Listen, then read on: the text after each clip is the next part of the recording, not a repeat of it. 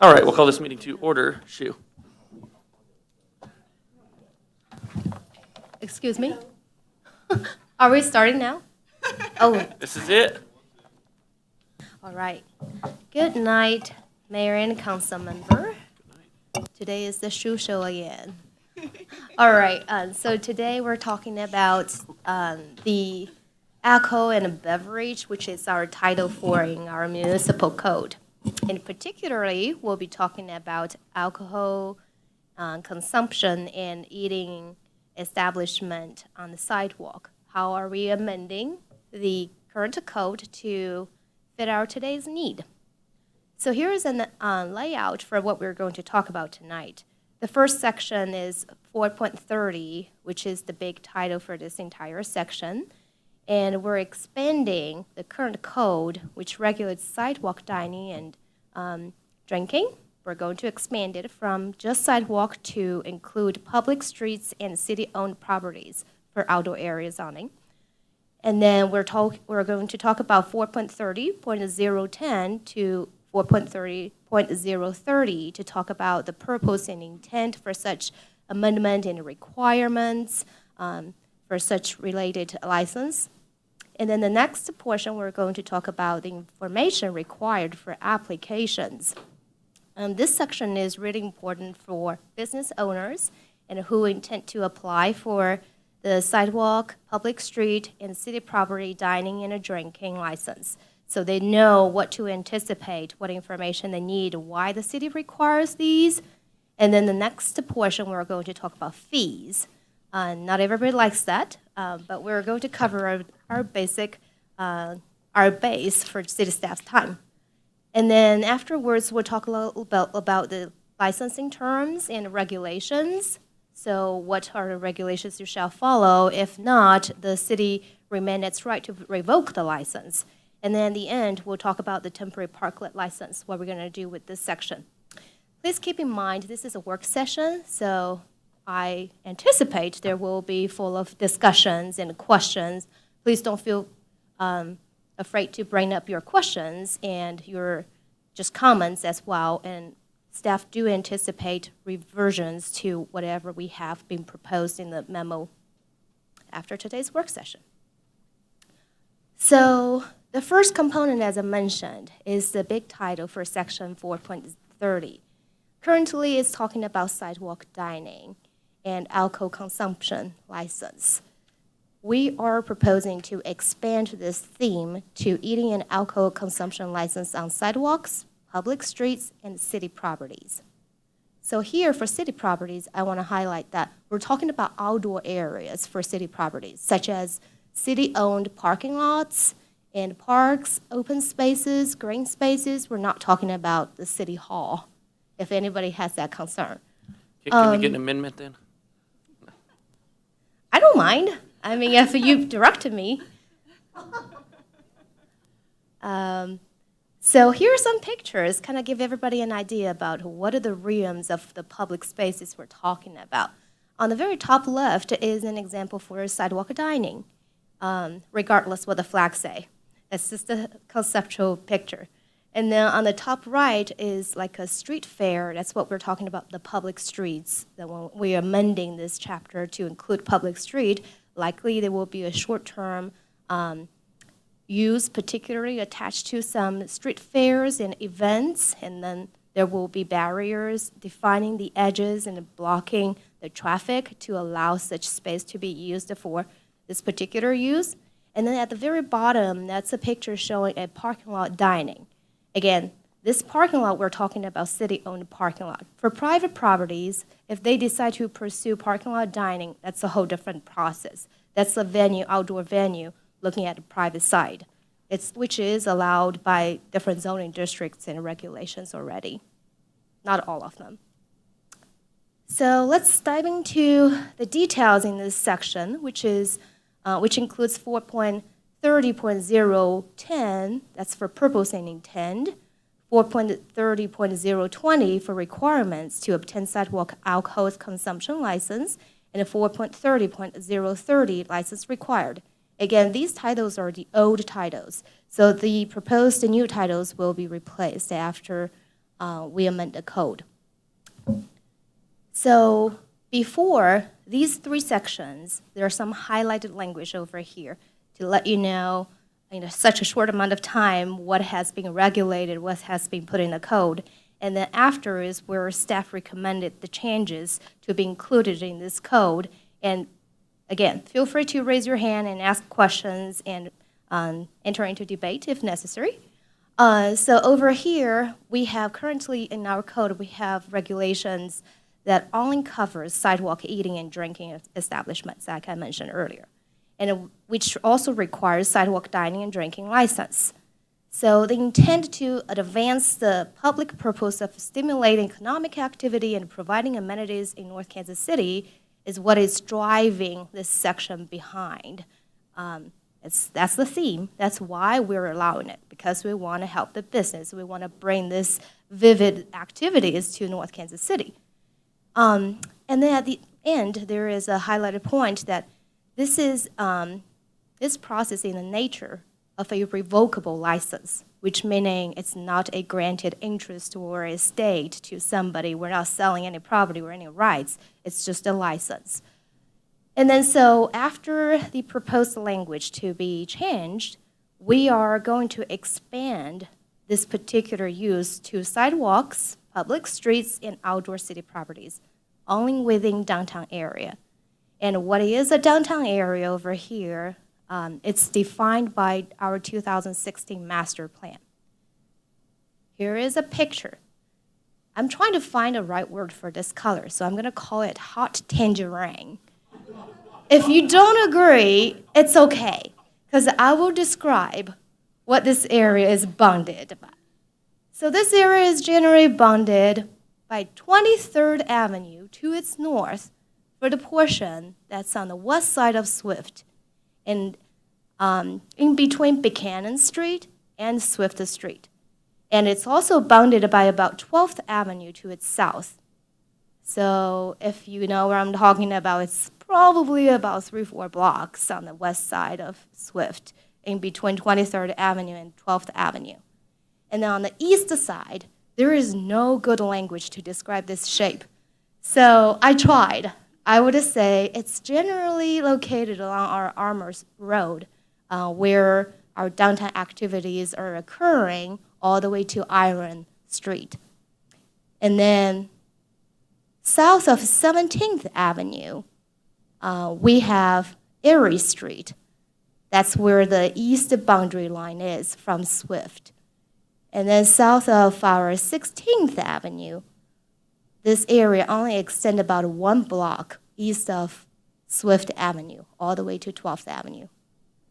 If it's really confusing to you, I can catch up with you afterwards, because I'm trying to define all the properties in this area as well.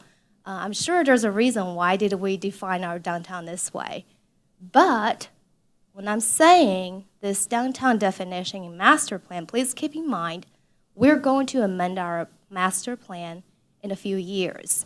Of course, through excessive public engagement process again. I feel like I did not give adequate eye contact to council members on this side, which is a little hard. Okay. No bias bias. So just keep in mind, when we do amend our bike master plan, likely we'll discuss about this activity as well, and which is amendable down the road. So the second highlighted point for changing this section is that the sidewalk dining and drinking is directly attached to the restaurants. The reason for doing so is we want the business to be held accountable. We want them to manage the area right in front of their business. We don't want a business establish a sidewalk dining blocks down the road just because they have more space down there, which we do believe there is an issue for the alcohol and food traveling along the street. So that's why we're adding this language to our code. And then for public street dining and drinking, we're focusing on special events, which will require closing certain portions of streets or even blocks. And then for city property dining and drinking, we're limiting it to outdoor areas only, like I mentioned earlier, such as the parking lots, the city-owned ones, and our green space.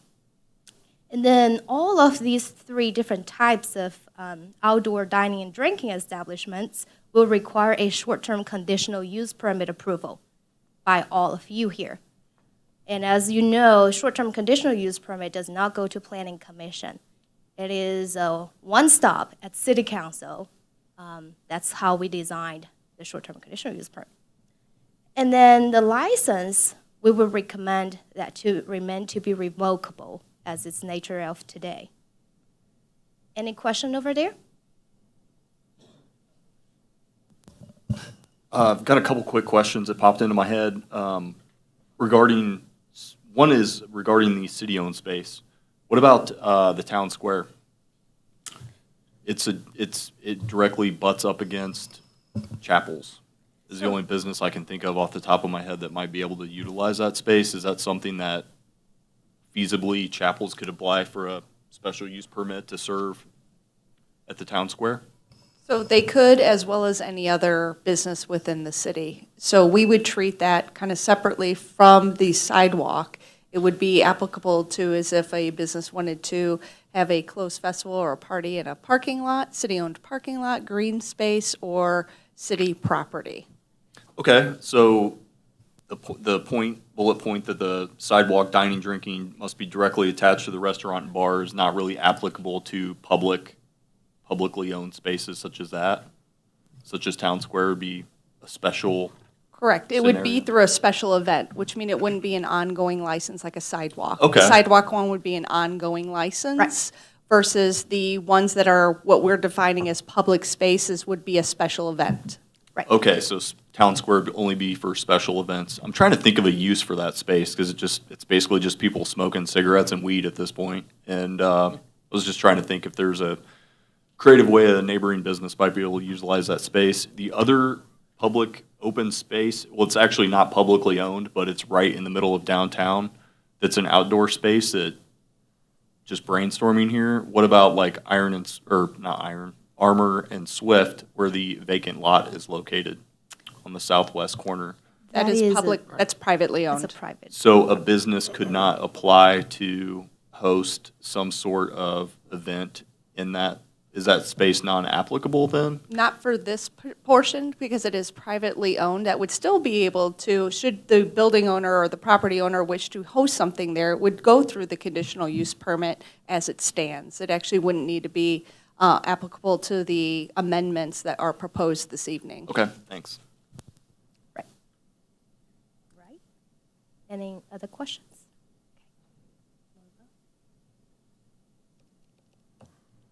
And then we're going to talk about section 4.30.040. That's the application for a license. So anybody watching this video, pay attention to the application requirements.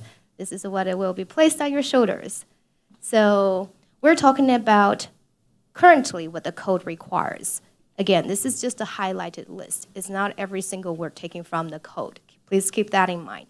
So currently, we do require name of the applicant and address for the drinking and dining location.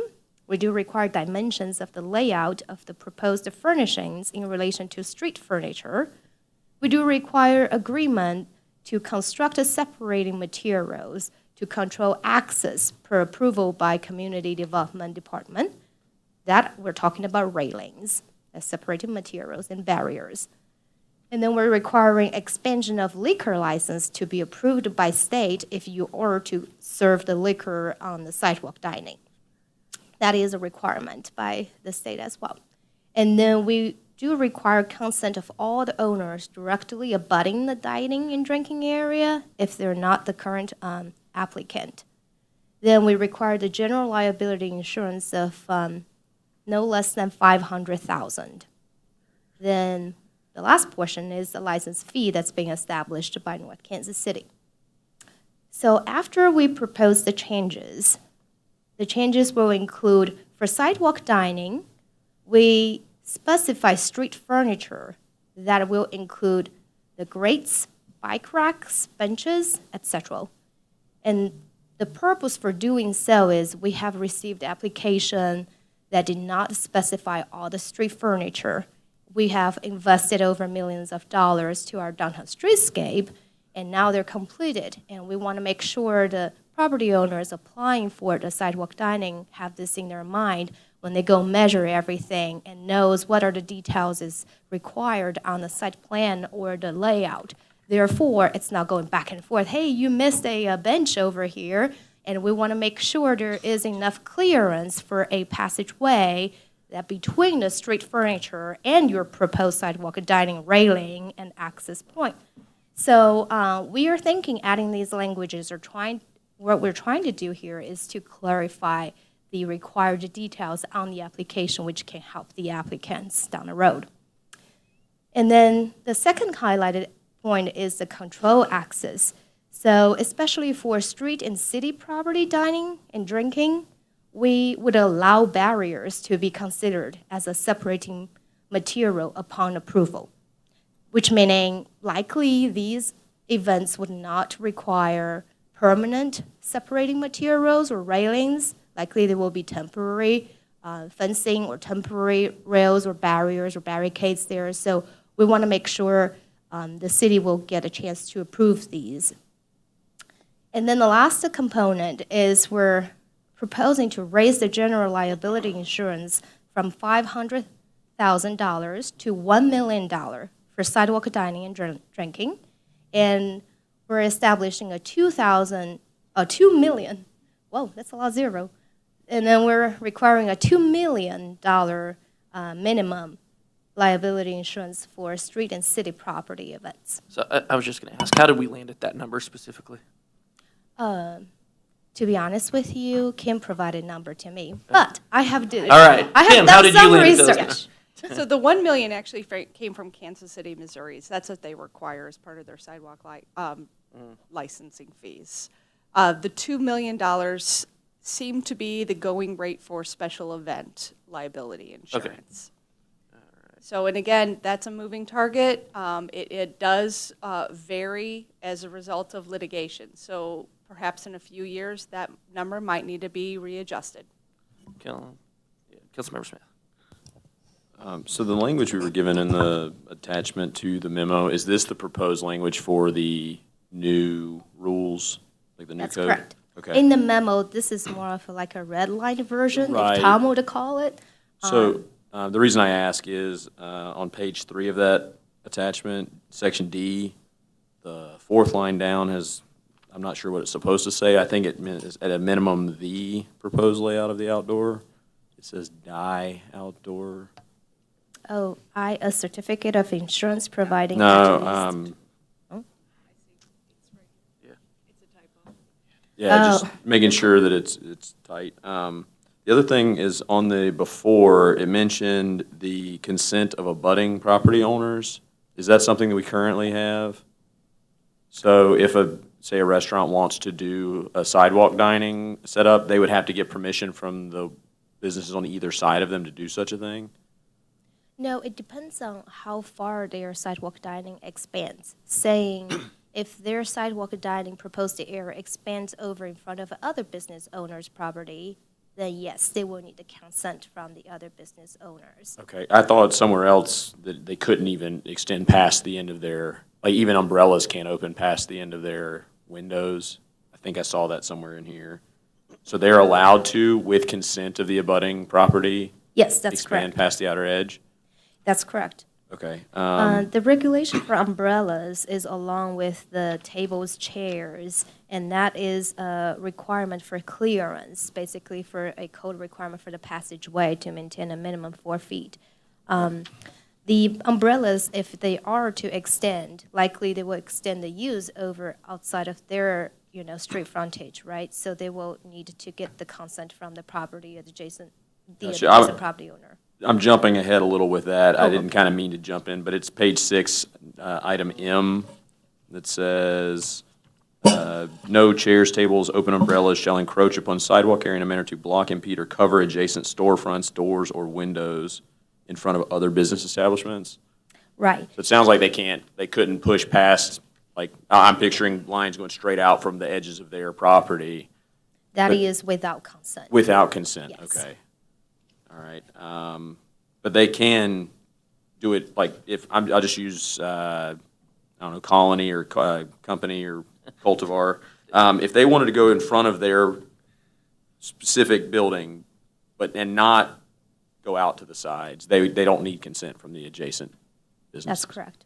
Okay, that's how I Because they read it. will not. They would need consent from the property owner. From the property Yeah, they owner. need Yeah, I the see property. that here, but I was reading it on the before. Okay, thank you for clarifying that. That's a great suggestion. We'll probably add the language over there, just clarify that. If they are extending the umbrellas, chairs, and everything outside of their street frontage, then yes. I just read it as an absolutely you can't, but now that they could ask, that's cool. Thank you.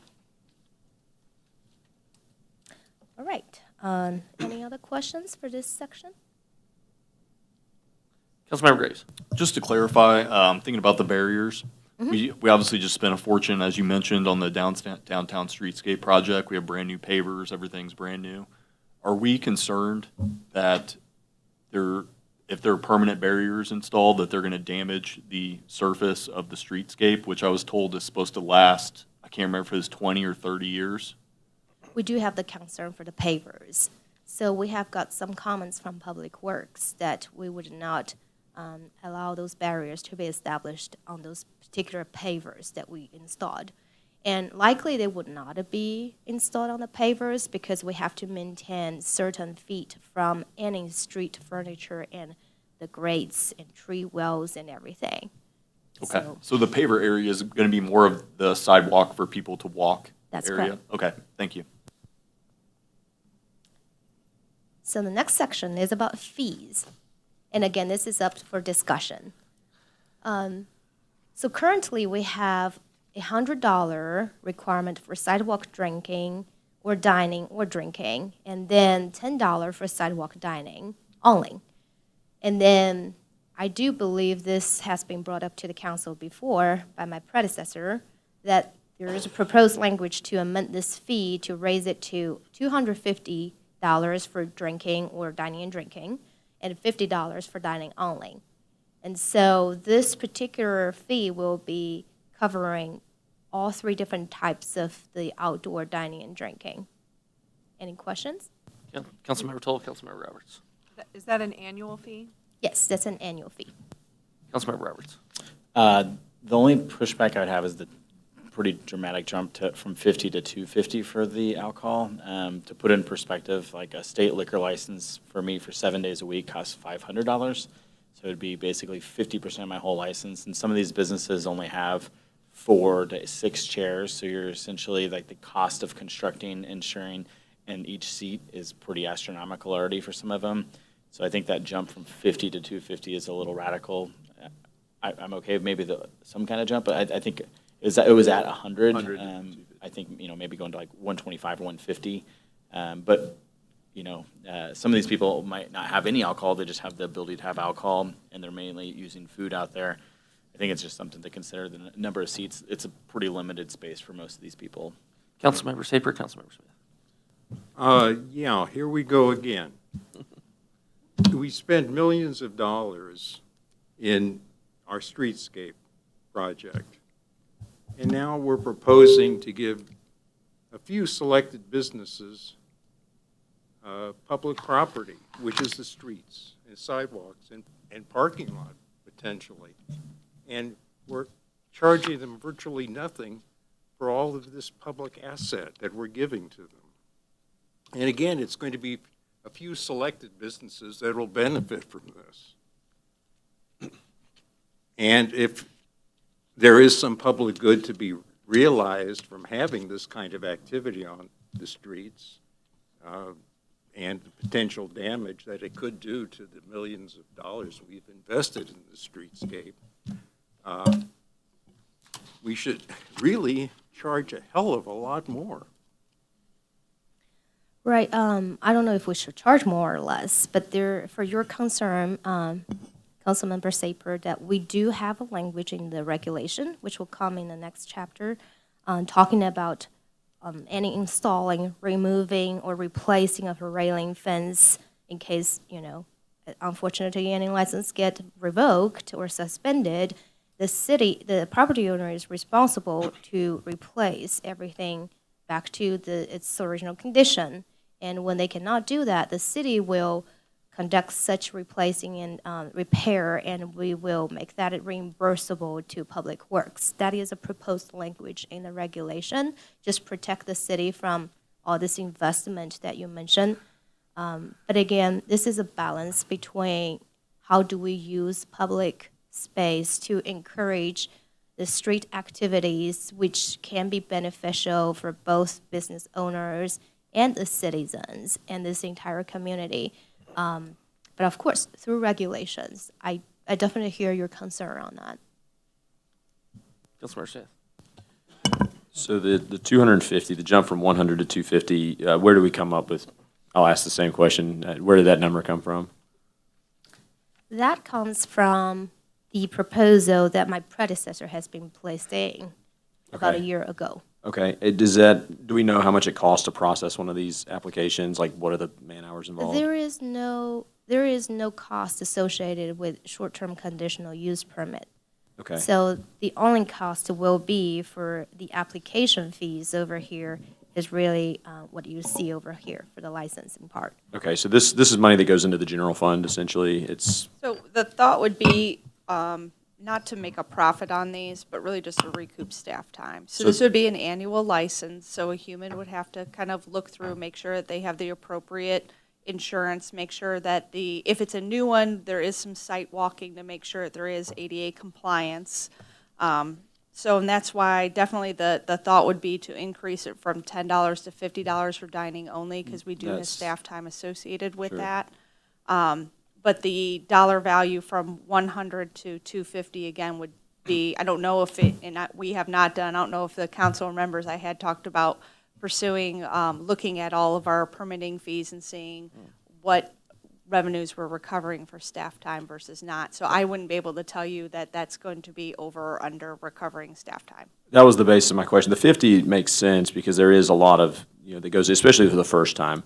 The 250 is where I bristle a little bit because if it is genuinely recovering staff time, that would be my break-even point. I don't want it to be a profit center, and I would prefer to keep the cost low because I want to incentivize this sort of activity, to encourage it by keeping licensing fees reasonable. Kind of what Adam pointed out, some of the businesses would like to do it, but the license fee is high and the insurance is high, and they're only getting a few seats out of it. If we have a break-even number on staff hours, that would be where I'd peg that fee for the liquor one, because it's on top of already paying for a liquor license. I don't know if I'd be able to get that number for you. Gotcha. Are we talking, 100 doesn't cover it? I would probably, if I were to, place a dollar value, probably between 100 and 150. Again, because one of the thought processes is to move this to a council approval, so this would not be a staff, so there'd be, increased hands having to move paper about. Okay, I'd put it at 150 if everybody else is okay with that, or the majority is. So how much, and maybe you answer this there, how much more is required of the drinking and dining versus the dining only, though? For current or proposed? Proposed, I'm sorry. So proposed is a 250 versus. I mean, how much more effort, I'll say, on staff's part? So That's this is probably- one of the things we had chatted about before the meeting. Our thought would be to actually combine these forms. So, and we're kind of jumping ahead here. So one of the comments that we had heard was, I have to apply for like 5 different things to do business in this town. Can't you guys, consolidate a few things? And we went back and we said, yeah, we can. So some of the things that and again, we'll kind of get into this when we talk about timelines, is to mirror or to actually make it one application so that when you pull your liquor license, you can apply for your sidewalk dining at the same time. It would require moving the timelines, and that's because we're beholden to the state. The state sets the schedule for liquor licensing. That is not something that we can do at our level, which is why our liquor licenses happen in June. I think it's June or is it July? June, because that follows the states. So meaning we cannot issue a city liquor license if you're denied at the state. So we do require that you get your state liquor license first, and then we will get your city license. So the thought would be 1 form, 2 actions. But there is some background information, there is some licensing, there's some insurance, there is pulling of public records to make sure that that business is on the up and up, has their business license. So there is some kind of background information that we do have to do as staff to make sure that all the boxes are checked before it would come forward to the city council for final consideration. Okay, thank you, Councilmember Roberts. Is there any version of this that the initial application for both sides is a lot more time-consuming for getting these permits? Is there a version that on renewal it's cheaper? So let's say it's $250 for the first application. Upon renewal, it's $100 or $150. I would love to say yes, but the challenge is all of those documents that I mentioned, they expire on an annual basis. So we have to go back out, ensure that your business license is up to date. Your insurance premiums are up to date. I guess when I'm- Your state liquor license has been reissued. So I hate to say it, the only part that isn't is we don't have to walk your sidewalk dining, the dimensions again. But everything else, task-wise, you start from scratch because the state requires, and the taxes that are paid are annual basis tasks. But I guess what I'm saying is we're already, so if I'm a business that doesn't have a sidewalk dining, I already have a liquor license. So no matter what, you have to do all those tasks mentioned before, regardless if I have a dining. The dining is the only additional tasks are truly the first time you apply and have to go through like the build, construction.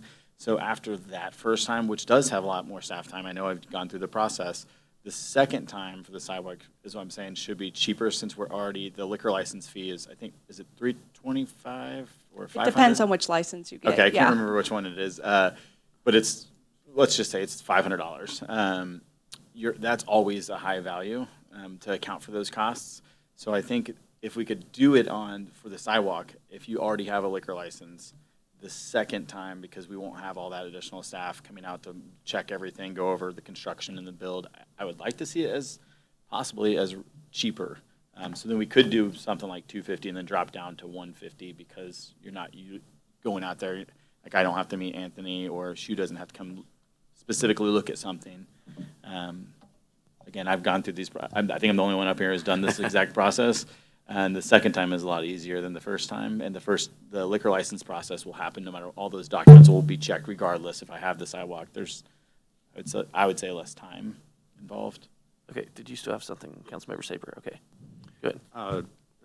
Yeah, not only are we giving away a lot of valuable city real estate for use by select private businesses, including parking lot areas where they can set up, not just the street. But at the same time, all this street activity is going to incur additional costs such as police and potentially fire costs that will be, I don't know how you calculate that, but there would be a cost of that. So the cost of the city goes up. At the same time, we're giving away valuable real estate essentially. And we need to rethink sort of our priorities here in some ways. That's it. Councilmember Clark. I hear you, Councilmember Saper. I guess I'm looking at it a few ways. One, to Adam's point, when we think about the second time around scenario, when they build it, construct it, you guys tear it down, right? No, it's just always up. I'm just thinking like if the second time around, if you really don't have to review it, maybe there could be a penalty imposed if something's modified without your knowledge, and do it kind of in reverse to kind of say, maybe we won't charge you as much the second time around, third time around, but we will impose a significant penalty because we didn't have to go out and check it out, and we're counting on you to do the due diligence and things like that, like the business owner, then maybe there's a penalty rather than a fee. I don't know how you feel about it.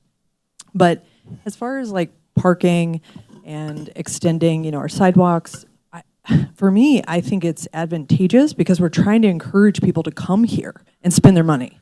And we want their money and we want their tax dollars. We need all of the income. And so for me, the way I've viewed it is that businesses can then expand their existing space to offer more, to encourage more people to come, to buy more things and to park here and have accessibility to our city, to spend money in our city. I mean, at the basic end.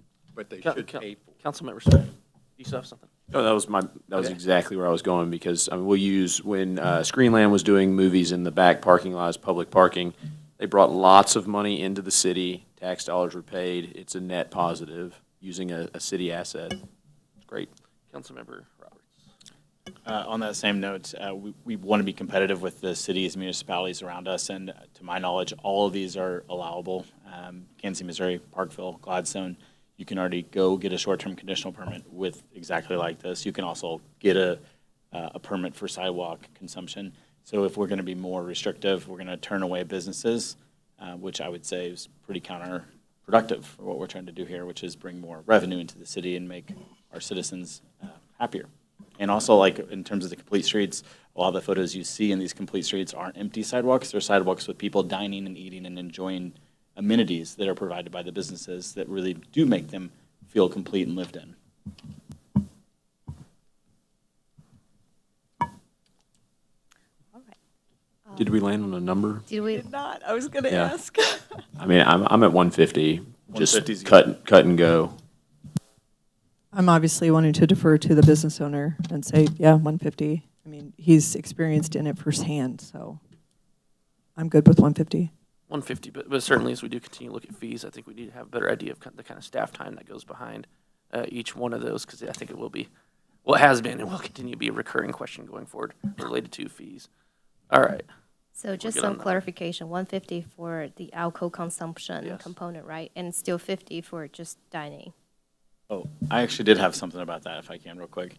Go ahead. So there is a version, just so everybody's clear, that I could apply as just food. Like, let's just say I have a sandwich shop with no alcohol, but I have an enormous 40-foot space outside. So there's still a significant task in coming out and measuring doing all the same work. We are essentially penalizing for that work because of the word alcohol. So just so we're clear up here, we're favoring no alcohol over alcohol. Same amount of work from staff time goes into it, actually, and more work on the business side in terms of insurance and liability and things of that nature. So just so we're clear, like we're saying, $50 if you have a sandwich shop at 50 spots in front of your space, but $100 more because you have alcohol. All right, any other, Councilmember Clark? Well, my understanding of that is just the regulation because people are outside drinking alcohol.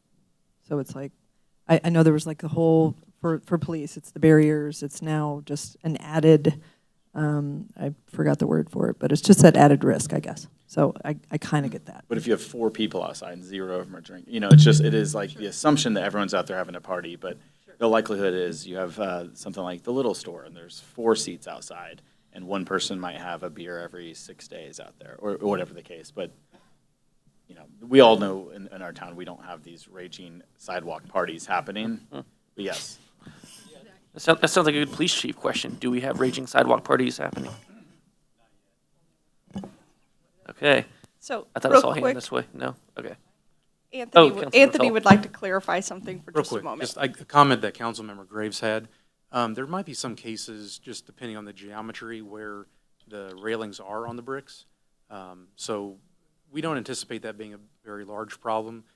We have a lot of extra bricks, and we would work with the owner on reimbursing those costs if there was a large expense to that. So just want to clarify, there are some cases where they have to maintain 4 feet by ADA law.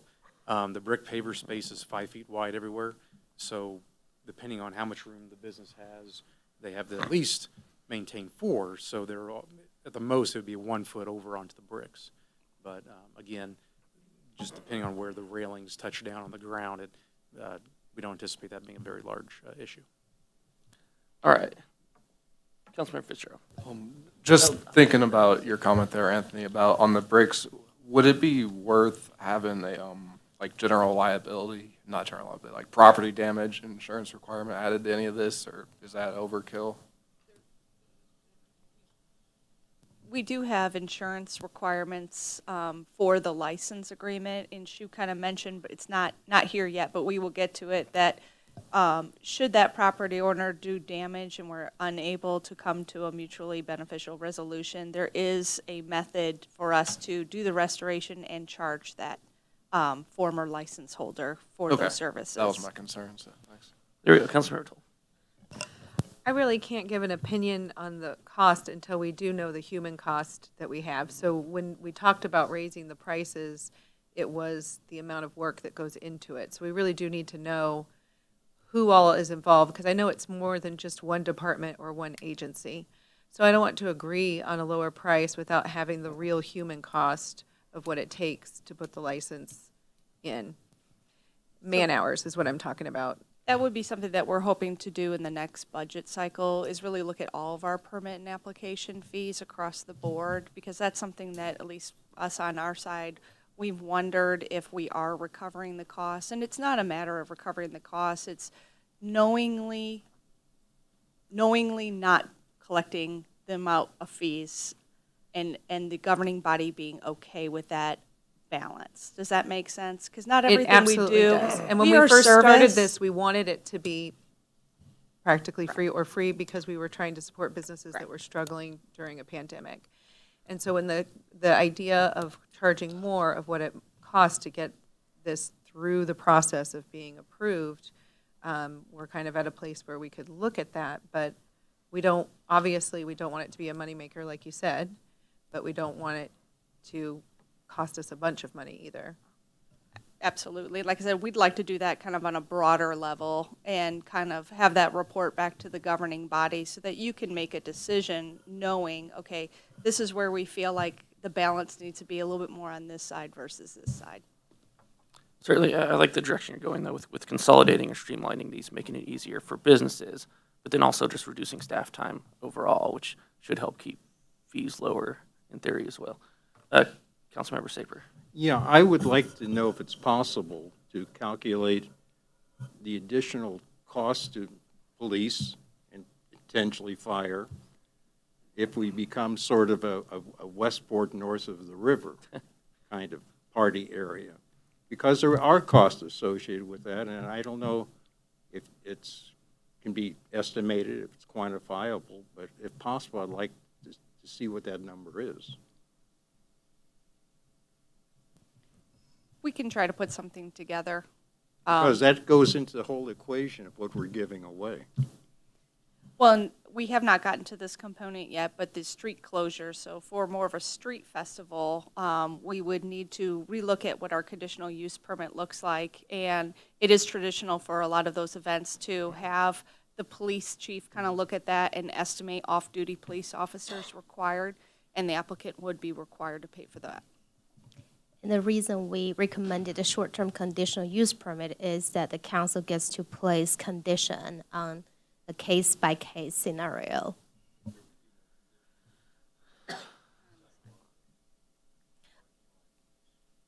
Generally, no. All right. Cal, you had something? Okay. On we go. Okay, so the next portion is for license terms and conditions. So, like we mentioned earlier, our current license are only valid to the end of October. And the intention behind that was it was accommodating the COVID pandemic, and so we're allowing outdoor dining on sidewalks. And we believe at the end of October, everything dies for outdoor activities, which didn't happen. And thank global warming and thank people being more resistant to this coldness. So what our proposal is that we're going to get rid of this requirement. We're making the sidewalk dining and drinking licenses are going to be valid year-round, saying upon your approval date, it's valid through a year. If you got approval on January 1st, it's all good till next January 1st. So there's no mismatch and gap between this licensing, particularly along with the liquor license anymore at this point. And then the next item for our current code, we do require a new license that needs to be obtained for each year, and we're going to keep that component. And the license cannot be transferred. The license shall be displayed in the conspicuous place. These are all going to stay with the proposed code. We are going to add a couple more items to this license term and conditions. We're requiring city and property and streets dining drinking license to be valid during the time only for the approval established in the short-term conditional use permit. The reason for that is they're truly designed for events. Say if you have a street fair, your approval for a weekend, and then your license is only valid for this weekend, if that makes sense. And then for all dining and drinking, a new license needs to be obtained for each year. So that 1 year requirement covers all types of outdoor dining and drinking. And then it will be subject to the same approval process, meaning that you'll still have to go through a new short-term conditional use permit and go through a new licensing process. So the last component is that the applicant must obtain a valid North Kansas City business license to operate such. Any question on that? Any questions? All right. Proceed, please. Okay, so the next component, which is a big component, is about regulations. So the reason for us to have regulation is to not have something occur like the top picture, but to encourage and maintain the things like the bottom picture shows, if that all makes sense. But people have different tastes. It's really hard to say. So for the regulations, what we have currently in the code is that the sidewalk dining and drinking, they are not inhibit pedestrian traffic, meaning you cannot blocking a pedestrian passage. Makes sense. And the minimum requirement is you need a 4 feet clearance. And Anthony can chime in about that component. But we've been discussing this with applicants in the past, and seems like everybody understands it. And then you cannot block any alleyways, walkways, or building entrances or egress. That's for safety reasons. And then the passageway shall be inconsistent to the entrance and as straight as possible, leading direct to the streets. This is for egress and for the safety, the shortest amount of travel distance in any emergency event.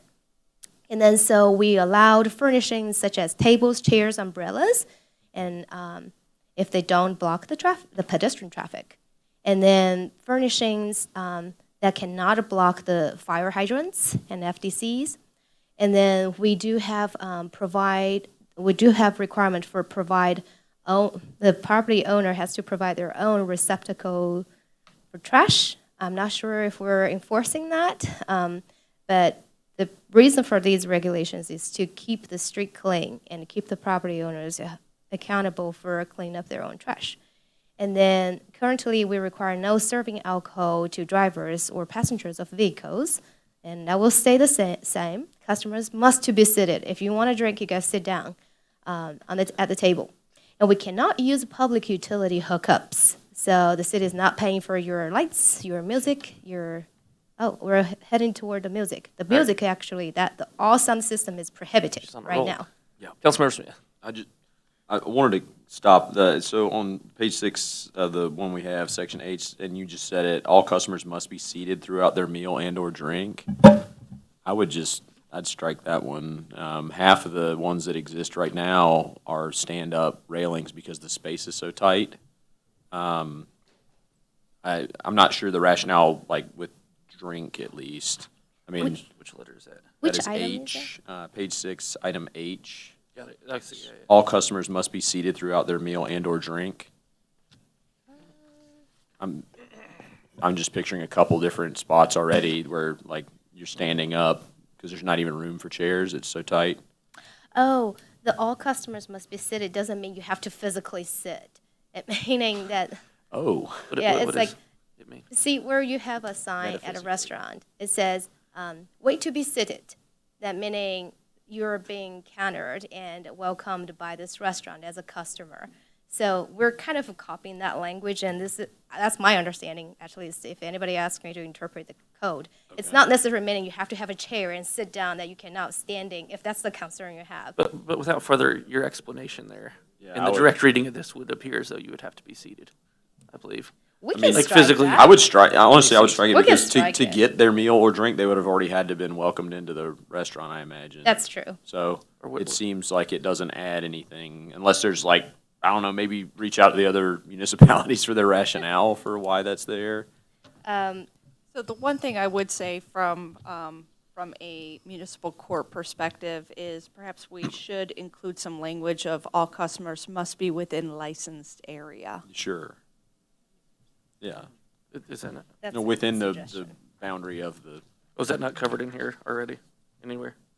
I thought it was, but That's a great suggestion. maybe that was what they were getting at with. That's why this is a teamwork.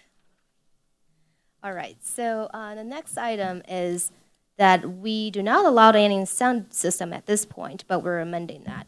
And then food, drink preparation is not allowed in the sidewalk dining area. Sidewalk dining drinking is limited to area that's immediately in front of or of an or on side of the approved and eating and drinking establishment. So there's a little bit more regulations. We do require the sidewalk outdoor alcohol sales and consumption that they to be operate at certain hours, and which is 7 to 10 at this point, and everything needs to be removed by 10:30. And the city retains the right to temporarily suspend a license, like I mentioned earlier. Okay, Councilmember Toll. go ahead. Why would you not retain the right to revoke a license entirely? It seems like that would make sense. Yeah, this is what we currently have, and we will just keep this So language. you have the over right here. to suspend it temporarily, but you also have the right to revoke it Yes, outright? Okay. we do. Councilmember Smith. Very good. We're headed toward the after, but I wanted to clarify with the item J about where they can have the sound systems, and that's great. I think adding some music would be fun. But the wires to get the sound to the speakers and maybe the power to the speakers, are we allowing extension cords across the 4 feet of right-of-way? If they're covered in a certain way, what is the thought there? Because you can allow the speakers or the sound system out there, but if they can't power it or get it out, I'm seeing a shaking of a head. How would the speakers or the sound get out there without wires? Bluetooth, come on, Jesse, Yeah, Bluetooth. Bluetooth, but Yeah. the Power, I mean, big battery the packs. extension cords, if they're being used as a permanent powering fixture for those, which they would be, they're not allowed by code. Okay. We already have a couple that have sound outdoors, right? Jefferson's, I believe, already has some sort of sound system outside. Yes, I mean, there's a couple of chargeable battery operations and Bluetooth. That would probably be our preference as the chief. Really, trip hazards is what staff's concern And would the be. fire hazards depending on the length and Okay. using those for, so I guess that'll be one of the things the businesses that are applying for these licenses will have to creatively solve those problems to meet the codes. Okay. I was thinking, like, for some reason, I was picturing the parklet more so, where it was actually across the sidewalk. That's not what we're talking about, so never mind me. Yeah. Thank you. All right. Did I see something else? No. All right. All right, so after, what happens after we amend it? The first item where I'm highlighting is that we're going to require some fixed railing for separation and defining the area where the outdoor dining and alcohol consumption would occur. The reason for doing such is we want to regulate the materials, that the materials needs to be decorative, and it needs to blend with the character of the community, such as wrought iron, wood pickets, stockade, or chain link. These are prohibited. The reason we want to add these languages in here is because, again, we invested tons of money in our downtown streetscape. And just imagine the railings established on the sidewalk, they're taking probably about a third of the facade because we have mostly just 1 to 2 stories buildings on our downtown area. So we want to make sure they're permanent materials, they're high quality materials, and they're blending within the characters. And we're not having a red, yellow, pink, not because I don't like rainbow color, but we don't have the craziness of color and the style all over the downtown area. So I would highly recommend you consider these particular languages. And we do require minimum 3 feet and no more than 4 feet of these particular railings to be installed. The reason for that is, again, for decorative purposes and for permanent materials, and which adds a great architectural articulation component to the facade. This is the perfect height. Less than 3 feet, they don't really function very well. More than 4 feet, I'm only 5 feet. So I'm not ashamed to say that. And so that's what the purpose is over here. And we want to require at a minimum 60% of transparency. That's Yeah. also a way to regulate the material and style. Councilmember Yes. Smith. I was asked previously, like, before we redid the streetscape, I was asked by a couple different people who were considering doing this, is there a design standard example? Are we putting out anything where we tell them what they can't do, but do we have any mock-ups of like, this would be a good way to go about it? And there's lots of pictures that have been in here. Can we put that out as a go-by of some kind? Right.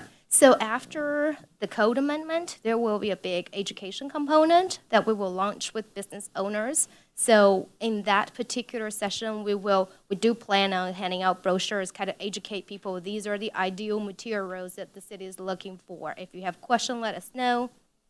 Yes, Councilmember Tall.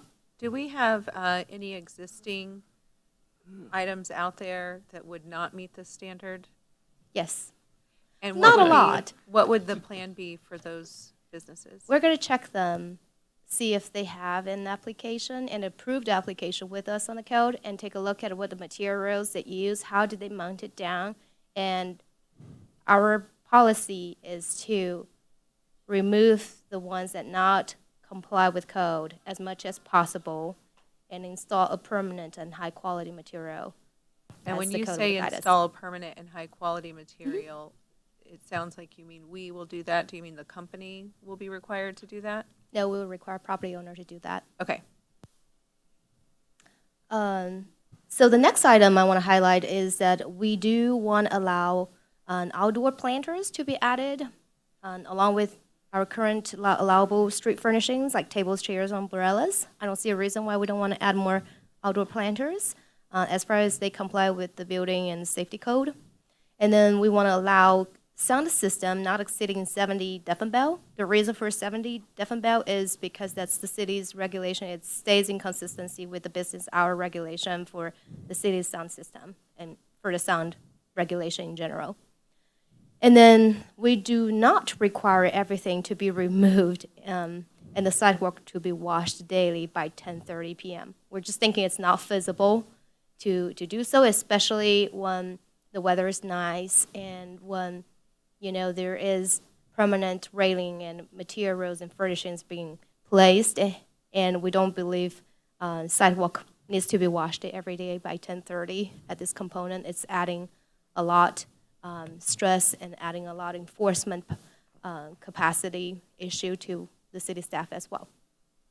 And then the last item will be that, like I mentioned earlier, that we want this code to allow city to be reimbursed for any, fault that caused by the property owners in case the city has to go to the sidewalk to replace, repair, or removal any items. We wanted the city to be reimbursed by the property owner. Councilmember Tall. Yes. If not daily, is there going to be a minimum requirement for like power washing the sidewalk or anything from having eaten and having drinks and stuff outside? Is there a minimum requirement for that time-wise? So we would not have a minimum requirement for that at this component. What we're proposing, our city, our public works staff do have a general maintenance program along, but we maintain the right to revoke and suspend license. Say if there is a sanitation issue, we will definitely send notice to the property owner for power wash. So is the there street. something in here that kind of gives what would be crossing the line as far as a sanitation issue? To be honest, I think I may need to reach out to the health department. Really, on sanitation matters, we rely on the county health department who serves as our health liaison. That actually may fall more underneath their jurisdiction than ours. Because their food permit would also be included in their sidewalk license. So really their standards are our standards when it comes to sanitation of food service. Any question on this one? All right, if not, we're going to head to the very last section, and this is by far the easiest section. We have 4.30.085 for temporary parklet license. Staff proposed to just delete this section. And the reason for that, I have stated in the particular memo that talking about what parklet is, why did we allow parklet, and after COVID and after a few, like a test of parklet for temporary uses, what are the investment that occurred in our community and why we believe parklet should no longer be needed in the community. Any question on that?